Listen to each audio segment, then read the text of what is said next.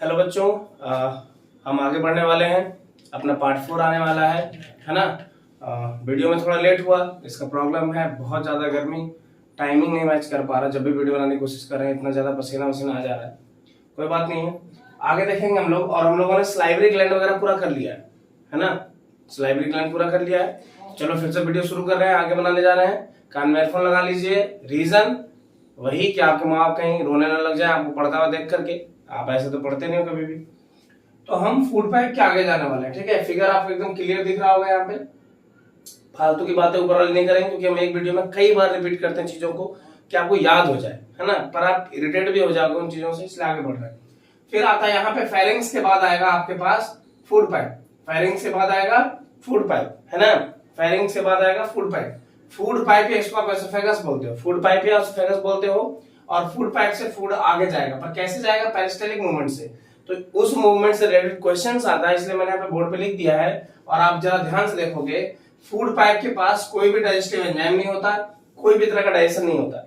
Food pipe digestion नहीं करता, ना ही इसके पास कोई डाइजेस्टिव एंजाइम होता है, ठीक है। आप देखिए ध्यान से, the contraction and expansion movement of the wall of food pipe is called peristaltic movement, ठीक है।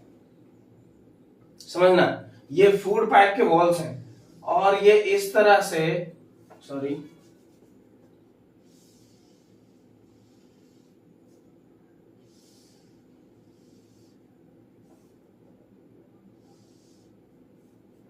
इस तरह से देखो। यहाँ पे कहीं पे ये फूड पाइप के जो वॉल्स है, कहीं पे सिकुड़ रहे हैं, कहीं फैले हुए हैं, कहीं पे सिकुड़ रहे हैं, कहीं फैले हुए हैं।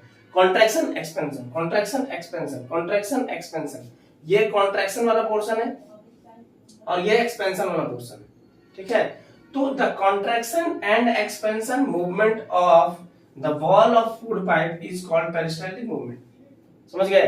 तो फूड पाइप के जो वॉल्स कहीं पे पिचक रहे हैं, कहीं फैले हुए हैं, कहीं पे यहाँ ऐसे, फिर फैले हुए हैं, फिर यहाँ ऐसे, फिर फैले हुए हैं। तो ये जो पोजीशन है, ये हमेशा नहीं रहता। ये फूड जाने वाला हो तब होता है। जैसे आपने खाना खाया और ये फूड जा रहा है, तो ये फूड कैसे जाएगा? तो ये फूड जाएगा पेरिस्टलिक मूवमेंट के थ्रू। और इस मूवमेंट में होता क्या है? तो किसी एक हिस्से में फूड पाइप कॉन्ट्रैक्ट होता है और दूसरे हिस्से में एक्सपेंड होता है, ठीक है। This peristaltic movement of oesophagus, oesophagus मतलब फूड पाइप, है ना। यहाँ पे मैंने फूड पाइप लिखा था, यहाँ एसोफेगस लिख दिया है ताकि आप लोग कंफ्यूजन में ना रहो। दोनों ही वर्ड्स को हमने यूज कर लिया है। The peristaltic movement of oesophagus push the slightly digested food into stomach. अच्छा, इसका मतलब क्या है? Slightly digested food. तो मैंने बताया था स्लाइवा में स्लाइवरी एमाइलेज होता है। स्लाइवरी एमाइलेज इसको टाइलिन कहते हैं। यहाँ पे कंडीशन ये है कि वो थोड़ा बहुत डाइजेस्ट करता है कार्ब्स वगैरह जो आपके फूड में है ना, स्टार्च को, और वो डाइजेस्ट करता है, तो इसलिए इसको लिखा हुआ स्लाइटली डाइजेस्ट। कितना डाइजेस्ट करता है? 30%। ये मैंने पहले वीडियो में बता रखा, शायद दूसरे में, ठीक है। तो यहाँ पे कॉन्ट्रैक्शन और एक्सपेंशन जब होगा तो ये चलता रहेगा। कॉन्ट्रैक्शन एक्सपेंशन एकदम रिदम में होगा। कॉन्ट्रैक्शन एक्सपेंशन कैसे होगा? एकदम रिदम में होगा। देखिए इस चीज को समझा जाए तो ऐसे आपका ये रहा पाइप, ठीक है, और ये पाइप इस तरह से ऐसे ऐसे जा रहा है, समझ गए? तो ये पाइप ऐसे दबेगा, देखो ऐसे दबा, कहीं पे ऐसे फैल रहा है, कहीं पे ऐसे दब रहा है, समझे? तो ये कॉन्ट्रैक्शन एक्सपेंशन एक रिदम में होता रहेगा, इसी को पेरिस्टलिक मूवमेंट कहते हैं। एग्जाम में इस पॉइंट से रिलेटेड क्वेश्चंस आता है, इसलिए मैंने कर दिया। आगे बढ़ रहे हैं हम लोग।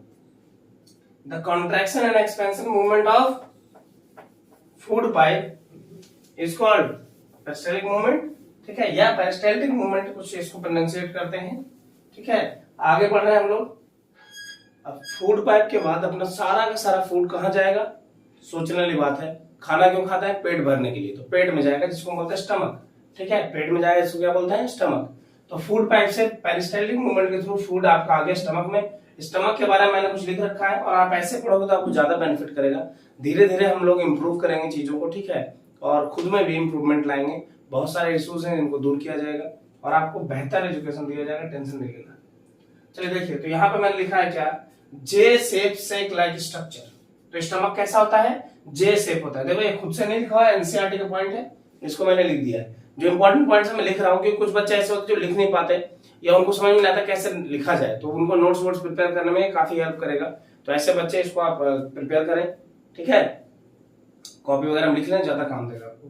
तो स्टमक जे शेप सेक लाइक स्ट्रक्चर है, थैलेस एक स्ट्रक्चर है, ठीक है, हैविंग 4 पार्ट्स। कितने पार्ट हैं? 4 पार्ट। कार्डियक, देखो ये ऊपर वाला पार्ट क्या है? कार्डियक। तो इसको एक बार यहाँ बना रहे हैं हम, देखिए आपके लिए जान भी हाजिर। और इसको अगर ऐसे लेके चले हम, है ना, थोड़ा बड़ा कर दिए हैं, देखो तो ये ऊपर वाले ये वाला पोर्शन कार्डियक है, क्या है, कार्डियक। फिर कहता है फंडस, तो ये अपर पोर्शन फंडस होता है, ये वाला पोर्शन क्या होता है, फंडस, जहां से एसोफेगस से जुड़े हुए हैं वाला पोर्शन कार्डियक, उसके ऊपर का पोर्शन फंडस। फिर आता है बॉडी, बॉडी या कॉर्पस बोलते हैं, देखो यहाँ फिगर क्लियर है, देख लेना। इसके बाद ये वाला जो बड़ा वाला पोर्शन है, ये पूरा का पूरा पोर्शन बॉडी है, कॉर्पस। फिर आता है पाइलोरिक, तो पाइलोरिक इधर साइड वाला पोर्शन है, जिससे कि आपका स्टमक स्मॉल इंटेस्टाइन से जुड़ा होगा, ठीक। फिर से देखेंगे, ये फूड पाइप के से जो अटैच है आपका स्टमक का पार्ट, वो कार्डियक, कार्डियक से ऊपर वाला पार्ट फंडस, नीचे ये जो बड़ा वाला पोर्शन है बॉडी, बॉडी सबसे बड़ा पोर्शन है स्टमक का, और ये साइड पोर्शन जहां से ये ड्यूडेनम, ड्यूडेनम स्मॉल इंटेस्टाइन का फर्स्ट पार्ट है, ड्यूडेनम से जुड़ा है वो पाइलोरिक, समझ गए। तो स्टमक के चार part, cardiac, fundus, body corpus और पाइलोरिक, ठीक है। अब यहाँ पे समझना, फूड जब आता है, फूड जब इसमें आता है, एंट्री मारता है, तो फूड को यहाँ पे वापस न चला जाए फूड पाइप में, उसको रोकने के लिए एक मसल्स होता है, इसको स्फिंक्टर मसल कहते हैं, ठीक है। तो यहाँ पे भी स्फिंक्टर लगा होगा, यहाँ पे भी स्फिंक्टर लगा होगा, तो यहाँ जो स्फिंक्टर लगा है कार्डियक के पास, वो कार्डियक स्फिंक्टर, ताकि फूड पाइप में न चला जाए दोबारा, एसोफेगस में ना चला जाए। और पाइलोरिक में स्फिंक्टर लगा है कि भाई डाइजेस्ट होने से पहले ही स्मॉल इंटेस्टाइन में घुस जाए, तो यहाँ पाइलोरिक स्फिंक्टर, ठीक है। तो यहाँ पे आप कर लोगे, दो स्फिंक्टर होते हैं, cardiac sphincter, pyloric sphincter, food को रोकने के लिए। इसके आगे जो फूड है आपका ड्यूडेनम में जाएगा। एक बार फिर से, J shape sac like structure होगा, चार पार्ट्स होंगे इसके, कार्डियक, फंडस, बॉडी और पाइलोरिक। बॉडी को कॉर्पस भी कहते हैं। इट कंटेन चीफ और peptic cells, oxyntic cells and mucus cells. तो यहाँ पे चीफ सेल या पेप्टिक सेल एक ही है, इसको हम समझाना चाह रहे हैं। देखो, ये जो आपका स्टमक है सर, ये फूड को डाइजेस्ट करने के लिए कई सारे एंजाइम्स रिलीज करता है, पर वो एंजाइम जो रिलीज करता है अकेले तो करेगा नहीं, तो ये कई सारे सेल्स का ग्रुप रखे हुए हैं, और इसने अपना बना रखा है गैस्ट्रिक ग्लैंड। क्या बना रखा है, गैस्ट्रिक ग्लैंड। यहाँ देखिए लिख रखा है मैंने, स्टमक है गैस्ट्रिक ग्लैंड। गैस्ट्रिक ग्लैंड क्या करता है, प्रोड्यूस गैस्ट्रिक जूस। तो स्टमक के पास गैस्ट्रिक ग्लैंड होता है, जिससे क्या प्रोड्यूस होता है, गैस्ट्रिक जूस प्रोड्यूस होता है, ठीक है। ध्यान देंगे यहाँ पे, अपने पास क्या है, स्टमक, स्टमक में cardiac, fundus, body corpus, pyloric, ठीक है। J shape sac like structure है, और स्टमक कंटेन करता है क्या, गैस्ट्रिक जूस। गैस्ट्रिक जूस कहां से लाएगा, गैस्ट्रिक ग्लैंड से। गैस्ट्रिक जूस क्या करता है, डाइजेशन में हेल्प करता है। पर ये कैसे आता है, तो देखिए गैस्ट्रिक जूस के लिए भी इसके पास तीन चीजें हैं। गैस्ट्रिक जूस में कितनी चीजें होती हैं, तीन चीजें, और रिलीज कहां से होती है, वो तीन टाइप के डिफरेंट सेल से रिलीज होता है। वो सेल क्या है, तो पहला सेल है चीफ सेल या फिर पेप्टिक सेल। पहला सेल है चीफ सेल या पेप्टिक सेल, दूसरा सेल है ऑक्जेंटिक सेल, तीसरा सेल है म्यूकस सेल, ठीक है। ये तीनों सेल के नाम आप याद रखोगे, पेप्टिक सेल, ऑक्जेंटिक सेल्स, और अगला हो जाएगा म्यूकस सेल, ठीक है। इसको आप याद रखेंगे। आगे बढ़ रहे हैं हम लोग। तो स्टमक हमने कर लिया, अभी जूसेस करना बाकी है, गैस्ट्रिक जूस वगैरह है ना, तो उसकी बात हम करेंगे। स्टमक का फिगर बना करके अच्छे से। स्टमक क्या है, J shape sac like structure है, फूड को 4 to 5 आवर्स के लिए होल्ड करेगा। 4 डिफरेंट पार्ट्स हैं इसके, वो मैंने यहाँ पे क्लियर कर दिया है। और इसके पास 3 डिफरेंट सेल्स हैं जो बनाते हैं गैस्ट्रिक ग्लैंड, और गैस्ट्रिक ग्लैंड से निकलेगा गैस्ट्रिक जूस। तो गैस्ट्रिक जूस निकलता है स्टमक में, स्टमक निकलता है सर कहां से, गैस्ट्रिक ग्लैंड से। गैस्ट्रिक ग्लैंड कैसे हैं सर, तो वो 3 डिफरेंट टाइप के सेल्स के बने हुए हैं, और उनके पास 3 डिफरेंट सेक्रेशंस हैं, ठीक है। तो उसकी बात करेंगे अब हम।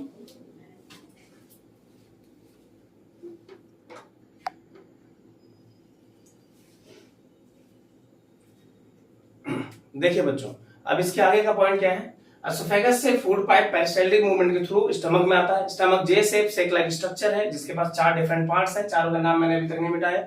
2 स्फिंक्टर मसल्स लगे होते हैं, एसोफेगस से आते हुए टाइप में, कार्डियक के पास, दूसरा पाइलोरिक के पास। कार्डियक के पास है वो कार्डियक स्फिंक्टर है, पाइलोरिक के पास पाइलोरिक स्फिंक्टर है। चलो ठीक है, इसके आगे हम बढ़ने वाले हैं। तो हमने देखा कि भाई सर आपने बताया था कि स्टमक के पास कुछ गैस्ट्रिक जूस निकलता है जो फूड को डाइजेस्ट करने में हेल्प करता है, पर वो जूस कहां से निकलता है, गैस्ट्रिक जूस गैस्ट्रिक ग्लैंड से निकलता है, ठीक। अब गैस्ट्रिक ग्लैंड जो है सर, वो कितने सेल्स और कितने तरह की चीजों से मिलकर बना हुआ है, तो जरा ध्यान देंगे। गैस्ट्रिक ग्लैंड में पहला सेल है ऑक्जेंटिक सेल, पहला सेल है ऑक्जेंटिक सेल। क्या सीक्रेट करता है, they secret HCl, they secret HCl। ये क्या सीक्रेट करते हैं, HCl सीक्रेट करते हैं। क्या सीक्रेट करते हैं, HCl सीक्रेट करते हैं, मतलब हाइड्रोक्लोरिक एसिड। आपके स्टमक में यही एक एसिड बनता है सर, HCl हाइड्रोक्लोरिक एसिड। अगला है पेप्टिक सेल। पेप्टिक सेल क्या है, they secrete digestive enzyme pepsinogen. Digestive enzyme क्यों लिखे, क्योंकि पेप्सिनोजेन ही इकलौता डाइजेस्टिव एंजाइम, यही डाइजेशन में हेल्प करेगा, ठीक है। इसका क्या डाइजेस्ट करेगा, मैंने लिख रखा है, लिखा हुआ इसलिए कि आप स्क्रीनशॉट ले सकते हो, चीजों को डायरेक्ट ऐसे ही लिख सकते हो समझने के लिए। तो गैस्ट्रिक जूस निकलता है गैस्ट्रिक ग्लैंड से। गैस्ट्रिक ग्लैंड में 3 डिफरेंट टाइप ऑफ सेल्स होते हैं। पहला ऑक्जेंटिक सेल, दूसरा पेप्टिक सेल, तीसरा mucus cell. Oxyntic cell HCl release करता है, पेप्टिक सेल पेप्सिनोजेन रिलीज करता है, म्यूकस सेल म्यूकस रिलीज करता है। बहुत सिंपल सी बात है। अब पढ़ेंगे तीनों का काम। HCl का काम क्या है? HCl सर फूड को एसिडिक बनाता है। क्या करता है? एसिडिक बनाता है। ये फूड को एसिडिक बनाता है, पहला काम। दूसरा काम बैक्टीरिया मारेगा सर, आपके फूड के साथ जो भी बैक्टीरिया वगैरह है उनको किल करने में हेल्प करेगा। ठीक है, बैक्टीरिया किल करने में हेल्प करेगा। और तीसरा काम सर एक्टिवेटर है। क्या है? एक्टिवेट करेगा। समझ गए? एक्टिवेट करेगा। एक्टिवेट करेगा किसको? एक्टिवेट करेगा जो एंजाइम रिलीज हो रहे हैं। ठीक, HCl का काम क्या पढ़े आप? HCl फूड को एसिडिक बनाता है, HCl बैक्टीरिया किल करता है फूड के साथ, HCl एक्टिवेट करता है चीजों को। ठीक है, क्योंकि जितने भी एंजाइम रिलीज होंगे पूरे इंटेस्टाइन में, पूरे स्टमक में, वो एक्टिवेट नहीं होंगे। सारे डाइजेस्टिव एंजाइम डीएक्टिवेटेड होते हैं, उनको एक्टिवेट करना पड़ता है। बोलो सर ऐसा क्यों? बॉडी ने इतना डबल काम क्यों रखा? क्योंकि अगर कोई भी एंजाइम पहले से ही एक्टिवेट होगा तो वो जिस सेल से रिलीज होगा और जैसे जैसे आगे बढ़ेगा वो डाइजेस्ट करता हुआ बढ़ेगा, तो आपके स्टमक इंटेस्टाइन के वॉल को ही डाइजेस्ट कर जाएगा, उसी को प्रॉब्लम क्रिएट कर देगा। अब यहाँ पेप्सिनोजेन अगर प्रोटीन डाइजेस्ट करता है तो आपके सेल्स के पास भी तो प्रोटीन होगा कुछ कुछ, ये वहां भी डाइजेस्ट कर देगा डिसॉल्व होकर के, सो दैट इनको डीएक्टिवेटेड फॉर्म में रिलीज किया जाता है। वो आगे जाने के बाद फूड के पास जब जाते हैं तो उनका एक एक्टिवेटर होता है जो उनको एक्टिवेट कर देता है। समझ रहे हो? हाँ समझ रहे हो। चलिए, तो ऑक्जेंटिक सेल HCl रिलीज कर रहा है। HCl का काम क्या है? एसिडिक बनाना फूड को, फूड बैक्टीरिया वगैरह किल कर देगा जो भी फूड के साथ जो भी आ जाए आपके पास। और एक्टिवेटर का काम करता है, एक्टिवेट करता है चीजों को। ठीक है, ये आप समझ गए, इसको आप लिख लोगे अच्छे से, है ना। HCl makes food acidic, kill all the pathogens present in food, and this is an activator for digestive enzymes secreted in stomach. अगला है पेप्टिक सेल। चीफ सेल है पेप्टिक सेल, या जाइमोजेनिक सेल भी बोलते हैं इसको। पेप्टिक सेल, पेप्टिक सेल क्या करता है? They secrete digestive enzyme pepsinogen. Pepsinogen एक डाइजेस्टिव एंजाइम है सर, पेप्सिनोजेन एक डाइजेस्टिव एंजाइम है। और पेप्सिनोजेन, समझ गए? इसको कुछ ना कुछ कहीं ना कहीं ऐसा लगता है प्रोटीन का दादा परदादा है, नाम सुनने में लगता है जैसे दादा लोग का नाम बड़ा बड़ा होता था, बच्चों का नाम थोड़ा छोटा हो जाता है, वैसे यहाँ पे लग रहा है पेप्सिनोजेन और प्रोटीन, है ना, सेम टू सेम लग रहा है, कुछ कुछ लग रहा है। ऐसा नहीं बोलना कि सर कहाँ लग रहा है, प्रूव कीजिए। तो पेप्टिक सेल सिक्रेट करते हैं पेप्सिनोजेन, और पेप्सिनोजेन क्या है? देखो, पेप्सिनोजेन डीएक्टिवेट, तो HCl रिलीज होगा, HCl इसको एक्टिवेट करेगा, तो HCl पेप्सिनोजेन को पेप्सिन में कन्वर्ट कर देगा। क्या चीज में कन्वर्ट करेगा? पेप्सिन में। और पेप्सिन प्रोटीन्स को डाइजेस्ट करके पेप्टोन्स में कन्वर्ट कर देगा। समझे? तो पेप्सिनोजेन रिलीज होगा गैस्ट्रिक जूस में। गैस्ट्रिक जूस पूरे दिन में 3 लीटर रिलीज होता है। ठीक है, 3 litres of gastric juice release in your stomach. और पेप्सिनोजेन फिर HCl पेप्सिनोजेन को कन्वर्ट करेगा पेप्सिन में। अब ये एक्टिवेट है, अब ये लड़ लेगा, है ना, अब ये सुल्तान है। समझ गए? पेप्सिन, और ये पेप्सिन प्रोटीन को डाइजेस्ट कर देगा क्या चीज में? पेप्टोन्स में। बाकी का काम आगे बॉडी में चलता रहेगा। 10th क्लास में यहाँ पेप्सिनोजेन का वर्क दिया हुआ है, इसका एक्टिवेटर भी आपको मेंशन किया हुआ है, HCl वगैरह, है ना, कुछ प्राइवेट बुक्स में। NCERT का पूरी तरह ध्यान नहीं है। तो पेप्सिनोजेन HCl के प्रेजेंस में पेप्सिन में कन्वर्ट होगा, एक्टिवेट होगा, और ये प्रोटीन को पेप्टोन में कन्वर्ट कर देगा। क्लियर? पर यहाँ पे एक और चीज है, बच्चों में प्रोरेनिन रिलीज होता है। क्या रिलीज होता है? प्रोरेनिन। ये केवल बच्चों में रिलीज होगा, याद रखना, केवल बच्चों में रिलीज होगा प्रोरेनिन। प्रोरेनिन फिर HCl के प्रेजेंस में रेनिन में कन्वर्ट होगा। क्या चीज में कन्वर्ट होगा? रेनिन में। और रेनिन फिर मिल्क प्रोटीन को डाइजेस्ट करने में हेल्प करेगा। बोलो सर ब्रेक क्या चीज में करता है? तो मिल्क प्रोटीन्स को ब्रेक करने में काफी चीजों में, और कुछ कुछ कैल्शियम वगैरह भी उससे निकालेगा। ठीक है, तो आप समझ गए यहाँ पर कि ऑक्जेंटिक सेल HCl रिलीज करता है, HCl एक्टिवेटर है, बैक्टीरिया किल करता है ना, और फूड को एसिडिक बनाता है। फिर आपका पेप्टिक सेल पेप्सिनोजेन रिलीज करता है जो फूड के डाइजेशन में हेल्प करेगा। पर क्या डाइजेस्ट करेगा? प्रोटीन डाइजेस्ट करेगा और उसको पेप्टोन में कन्वर्ट करेगा। तो आपसे एग्जाम में क्वेश्चन पूछा जाएगा कि आप ये बताओ प्रोटीन का डाइजेशन कहाँ स्टार्ट होता है? आप बोलोगे सर स्टमक में। स्टमक कैसा है? जे शेप से लाइक स्ट्रक्चर है। कितने पार्ट्स होते हैं? 4 पार्ट्स होते हैं। कितने स्पिंटर मसल्स होते हैं? 2 होते हैं, है ना। कहाँ क्या होता है वो आप देख लेना। उसके अलावा बच्चों में क्या होता है? प्रोरेनिन। प्रोरेनिन क्या में कन्वर्ट होगा? रेनिन में। और ये क्या बनेगा? Milk protein. एग्जाम में प्रोरेनिन नहीं आएगा। बच्चों में कौन सा डाइजेस्टिव एंजाइम होता है मिल्क प्रोटीन पर डाइजेस्ट करने के लिए, रेनिन पूछेगा डायरेक्ट, ठीक है। ये प्रोरेनिन और फिर एक्टिवेटर HCl और रेनिन में कन्वर्सन, इतना नहीं पूछता 10th में, डायरेक्ट आपसे रेनिन पूछेगा, ठीक है बच्चों। आगे बढ़ते हैं, म्यूकस सेल। अब प्रॉब्लम क्या है, प्रॉब्लम है कि HCl बेचारा स्कूल नहीं गया, HCl पढ़ा लिखा नहीं है, तो उसको ये नहीं पता, और आजकल तो पढ़े लिखे बच्चे अपने माँ को मार के भगा रहे हैं, है ना। तो HCl जहां से रिलीज हो रहा है, क्योंकि ये एसिड है, इसको आइडिया नहीं कि वो करना क्या है, तो ये जाता है और स्टमक के वॉल्स को ही डैमेज करना शुरू कर देता है, समझ गए। ये जाएगा और स्टमक के वॉल्स को ही डैमेज करना शुरू कर देगा, स्टमक के वॉल्स को ही। बड़ा प्रॉब्लम है सर, HCl अगर अपने ही स्टमक के वॉल को डैमेज कर दे तो फिर तो कहां जाएगा बच के, स्टमक रिलीज तो होना ही होना है, क्योंकि उसके बिना काम नहीं चलेगा, ये सब अटके रह जाएंगे, सारा प्रोसेस हमारा, प्रोटीन का डाइजेशन नहीं होगा। तो HCl अपने बॉडी को ही हार्म ना करे, इसलिए बॉडी ने क्या रिलीज किया है, म्यूकस। क्या रिलीज किया है, म्यूकस। म्यूकस जो है, म्यूकस सेल से रिलीज होता है म्यूकस, और ये म्यूकस जा करके यहाँ पे वॉल लगा देगा, दीवार बना देगा इस तरह से, देखो। और यहाँ पे जो है मैं बॉडी यहाँ देखिए बना देगा कवर टाइप, जिससे HCl स्टमक के वॉल पे असर नहीं कर पाएगा। और म्यूकस का काम क्या है, प्रोटेक्शन। म्यूकस का काम क्या है, प्रोटेक्शन अगेंस्ट HCl। किसका प्रोटेक्शन, स्टमक वॉल का, स्टमक के वॉल का, इनर लेयर का प्रोटेक्शन करता है HCl से, क्योंकि HCl स्टमक को भी हानि पहुंचा सकता है। अब यहां से एक और पॉइंट आता है, पेप्टिक अल्सर। पेप्टिक अल्सर, इसको बस सुन लेना है, कुछ खास नहीं।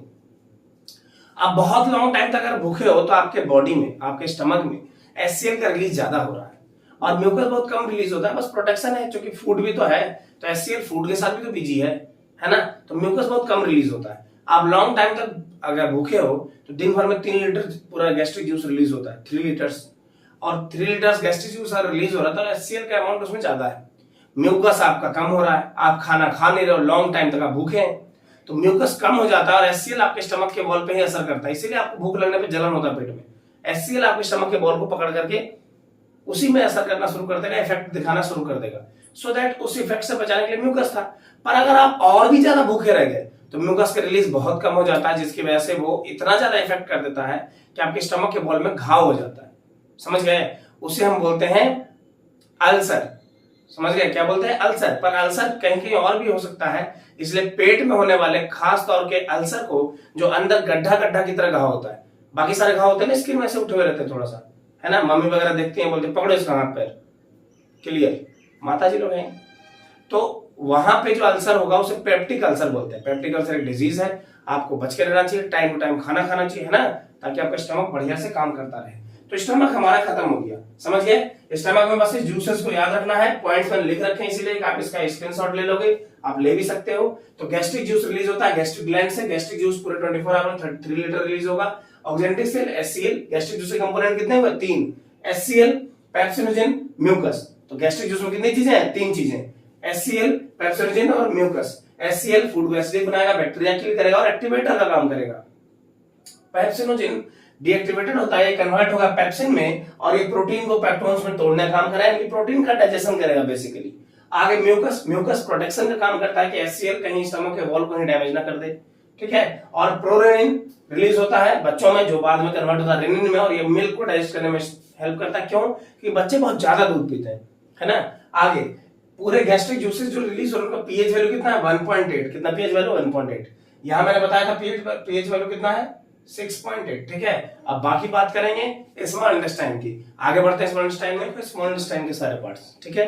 तो यहाँ मैंने बस पार्ट्स दिखाए स्मॉल इंटेस्टाइन के, और यहाँ हम उसको थोड़ा सा क्लियर करेंगे, यहाँ वाले ड्यूडेनम वाले पोर्शन में, क्योंकि वो थोड़ा सा कॉम्प्लेक्स है, ठीक है।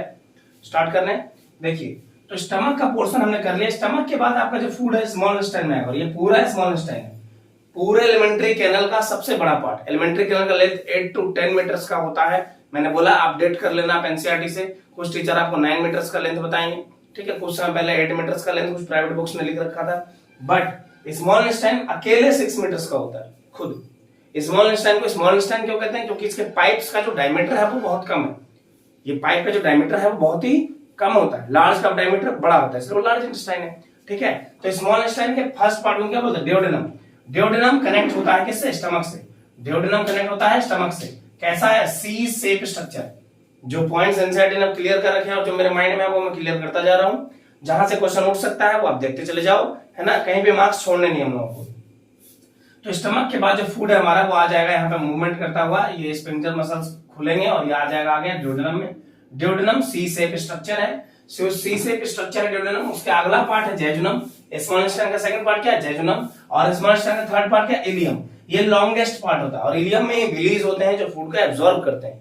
समझना ध्यान से। तो duodenum, jejunum, ileum, duodenum, jejunum, ileum, तीन पार्ट हमारे स्मॉल इंटेस्टाइन के, ठीक है। तो फूड पेरिस्टालिक मूवमेंट करता है, स्टमक में आया 4 to 5 आवर यहाँ होल्ड हो सकता है ना। उसके बाद फूड हमारा आगे गया ड्यूडेनम में। ड्यूडेनम में मैक्सिमम डाइजेशन स्टार्ट हो जाता है, मैक्सिमम डाइजेशन। फिर जेजुनम होता है वह इलियम में जाएगा और इलियम में जब फूड जाएगा आपका तो इलियम के पास पता क्या है, बहुत सारी चीजें हैं और विलीज वगैरह है। तो पूरा डाइजेशन करके एब्जॉर्ब करके ब्लड में देने का सारा काम किसका? इलियम का। इलियम सबसे लॉन्गेस्ट पार्ट होता है।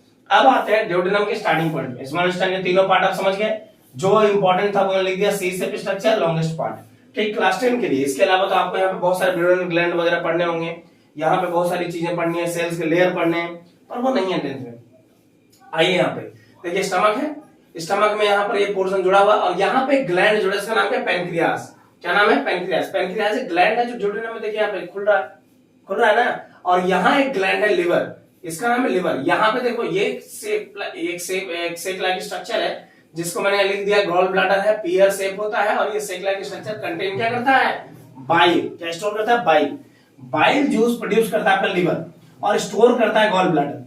गॉल ब्लैडर स्टोर करने आता है एक पाइप के थ्रू बाइल जूस को पेनक्रिएटिक डक्ट के साथ भेजता है लिवर में, सॉरी ड्यूडेनम में, ठीक है। तो ध्यान देना, बाइल बनाएगा लिवर। लिवर आपके बॉडी का सबसे बड़ा ग्लैंड है, 1.5 kg इसका वेट होता है, वो लिखना भूल गया, 1.5 kg। अगर आप एक मैच्योर ह्यूमन बीइंग है ना, आपके बॉडी 1.5 kg का लिवर होगा।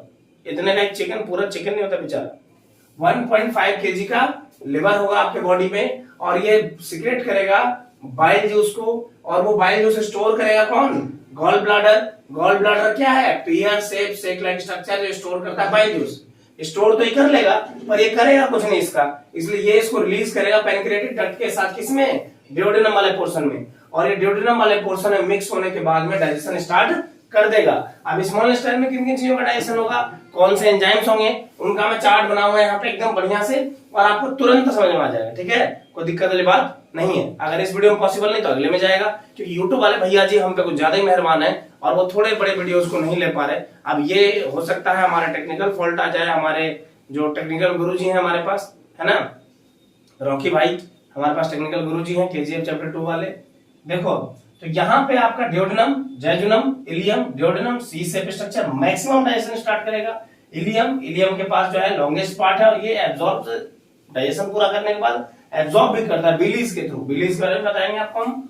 यहाँ आते हैं हमारे पास, तो इसी पोर्शन में होता है हमारे पास लिवर, ठीक है। लिवर हमारे बॉडी का सबसे बड़ा ग्लैंड है और ये एक्सोक्राइन ग्लैंड है। एंडोक्राइन एक्सोक्राइन बताएंगे अगले जब हम लोग ग्लैंड्स का बात करेंगे तब, ठीक है। ये लिवर 1.5 kg का होता है, सीक्रेट करता है बाइल जूस। क्या सीक्रेट करता है? Bile juice. Bile juice store कहाँ होगा? गॉल ब्लैडर में। गॉल ब्लैडर क्या है? पीयर शेप स्ट्रक्चर है भाई, है ना, जो स्टोर करता है बाइल। ये बाइल स्टोर कर कहां जाता है? तो ये पेनक्रियास का एक कॉमन डक्ट है, एक कॉमन डक्ट है जहां से बाइल जूस भी जाएगा और पेनक्रिएटिक जूस भी जाएगा। तो इस कॉमन डक्ट के थ्रू ड्यूडेनम में अपना सारा सीक्रेशन छोड़ देगा। पेनक्रियास क्या है? पेनक्रियास एंडोक्राइन एक्सोक्राइन दोनों ग्लैंड है, अल्फा बीटा और डेल्टा सेल्स रखते हैं अपने पास, ठीक है। और इसमें इंसुलिन वगैरह भी, जो आपने सुना शुगर का बीमारी, शुगर का डिजीज हो जाता है, चीनी का बीमारी हो गया है ना, ब्लड में शुगर बढ़ गया, वो सब इसी से सेक्रेशन इंसुलिन कंट्रोल करता है। उनके बारे में भी हम लोग पढ़ाई करेंगे। कंप्लीट 10th का कोर्स जाएगा, टेंशन नहीं लेना, ठीक है। तो यहां तक आ गया हमारे पास स्मॉल इंटेस्टाइन खत्म। अब इसके बाद जब हम डाइजेस्टिव जूसेस का पोर्शन करने वाले हैं, इस वीडियो में नहीं जा रहा तो अगले वीडियो में चला जाएगा, ओके।